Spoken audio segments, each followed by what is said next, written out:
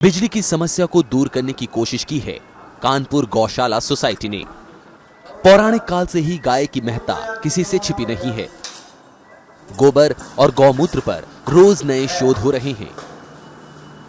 साथ ही गोबर गैस से बिजली बनाने की बात सुनी और देखी जा रही है। ऐसे ही एक शोध में कानपुर की 128 साल पुरानी गौशाला सोसाइटी को कामयाबी मिली है, जिनका दावा है कि उन्होंने गौमूत्र से बिजली पैदा कर ली है, वो भी 400 मिलीलीटर गौमूत्र से 400 घंटों तक लगातार रोशनी।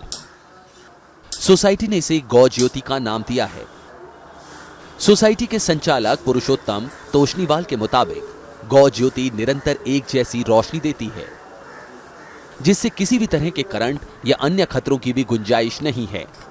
बस एक कल्पना थी, गौमाता की दी हुई कल्पना थी कि गौमूत्र से भी ये हो सकता है, तो इसी पर प्रयास किया गया।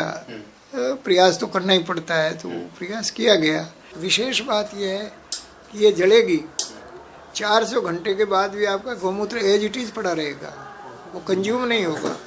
सारी दुनिया का सिस्टम है कि खाने के बाद चीज खत्म हो जाती है, इससे वो एक सिर्फ ताकत ले लेती है, बाकी वो गौमूत्र पड़ा रहेगा। गौशाला में एक ऐसी बैटरी तैयार की गई है जो सिर्फ गौमूत्र से चार्ज होती है।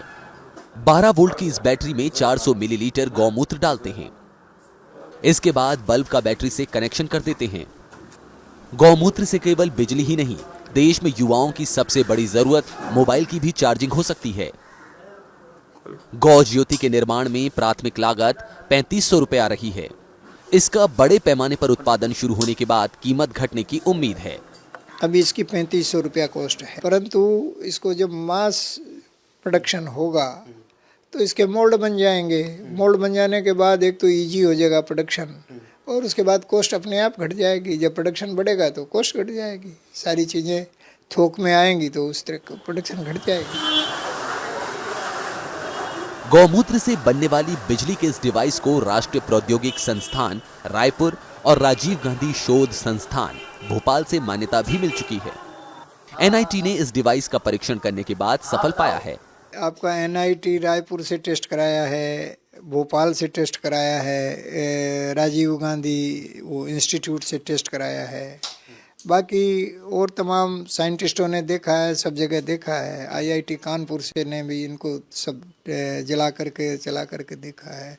पर ये टेस्ट रिपोर्टें यहाँ सामने पड़ी हैं, एनआईटी की भी है और भोपाल उसकी इनकी राजीव गांधी इंस्टीट्यूट की भी है।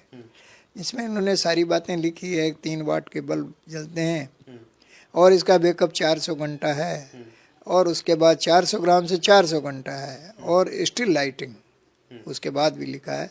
पर 400 ग्राम में 400 घंटा जलता है, ये दोनों ने ही लिखा है कि ये जल रही है, ठीक है यार, बिल्कुल ठीक जलती है, कोई दिक्कत नहीं है। साफ है, इस इको फ्रेंडली गौमूत्र डिवाइस को अगर सरकार प्रोत्साहित करे तो देश में वो तबके सहजता से रोशन हो सकते हैं जहां अभी बिजली की कल्पना भी नहीं की जा सकती।